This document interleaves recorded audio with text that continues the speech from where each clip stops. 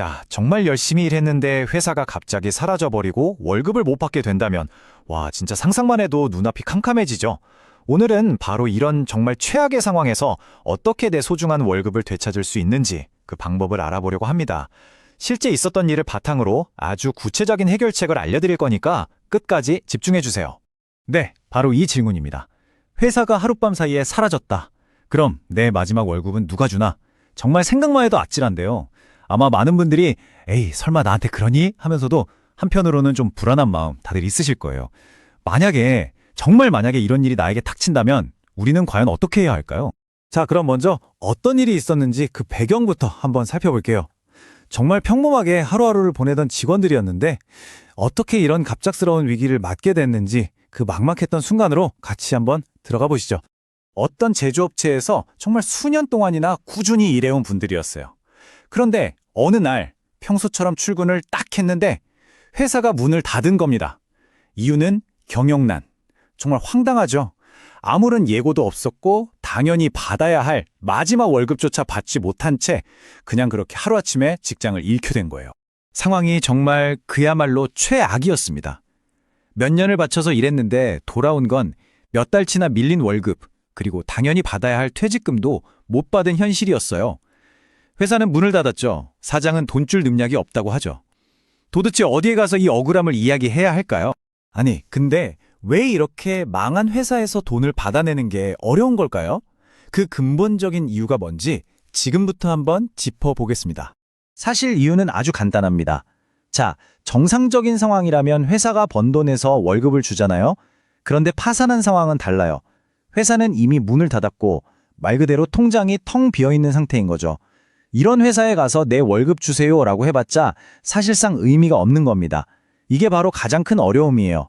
하지만 여기서 그냥 주저앉을 수는 없죠. 포기하기엔 아직 이릅니다. 왜냐하면 바로 이런 절망적인 상황에 처한 근로자들을 위해 나라에서 만들어 놓은 제도가 있거든요. 그리고 이 제도가 바로 이 모든 상황을 뒤집을 수 있는 말 그대로 게임 체인저가 됩니다. 그 제도의 이름은 바로 간이대지급금입니다. 이름이 조금 어려울 수 있는데 쉽게 말해서 이런 거예요. 회사가 망해서 사장이 월급을 줄 돈이 없을 때 나라가 알겠습니다. 일단 저희가 먼저 드릴게요 하고 사업주를 대신해서 밀린 월급의 일부를 먼저 지급해주는 제도입니다. 정말 한 줄기 빛과 같은 공식적인 해결책인 셈이죠. 자, 그럼 이 좋은 제도를 어떻게 활용했을까요? 이 근로자들이 어떻게 월급을 되찾았는지 그 구체적인 3단계 실행 계획을 지금부터 하나씩 뜯어보겠습니다. 네, 바로 이 3단계입니다. 첫째, 노동청에 가서 저 월급 못 받았어요 하고 공식적으로 신고하는 거고요. 둘째, 조사를 통해서 못 받은 금액이 얼마인지 정확하게 적힌 확인서를 받아내는 겁니다. 그리고 마지막으로 그 확인서를 근로복지공단에 내면서 대지급금 신청합니다 라고 요청하는 거죠. 이게 좀 복잡해 보일 수 있지만 사실 이렇게 딱 정해진 절차가 있다는 게 중요해요. 가만히 기다리는 게 아니라 내가 직접 움직여야 내 권리를 찾을 수 있다는 뜻입니다. 이렇게 포기하지 않고 끈기 있게 절차를 하나하나 밟아나갔는데요. 과연 그 결과는 어땠을까요? 이분들이 마침내 손에 쥔 최종 결과 함께 보시죠. 바로 이겁니다. 1,000만 원. 각 근로자분들이 이 간이대직업금 제도를 통해서 받을 수 있는 최대 금액 1,000만 원을 성공적으로 받아냈습니다. 물론 이 1,000만 원이 그냥 정해진 숫자는 아니고요. 법적으로 정해진 한도 내에서 마지막 3개월치 월급과 3년치 퇴직금을 합한 금액입니다.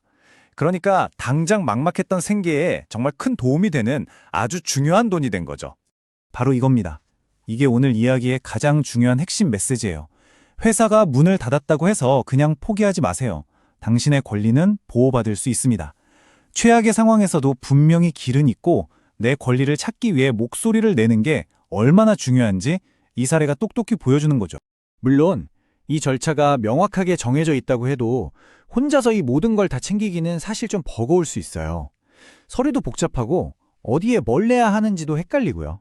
바로 이럴 때 노무사 같은 전문가의 도움을 받는 게 정말 큰 힘이 될 수 있습니다. 복잡한 절차를 훨씬 수월하게 그리고 성공적으로 헤쳐나갈 수 있도록 도와주거든요. 자, 오늘 이야기 어떠셨나요?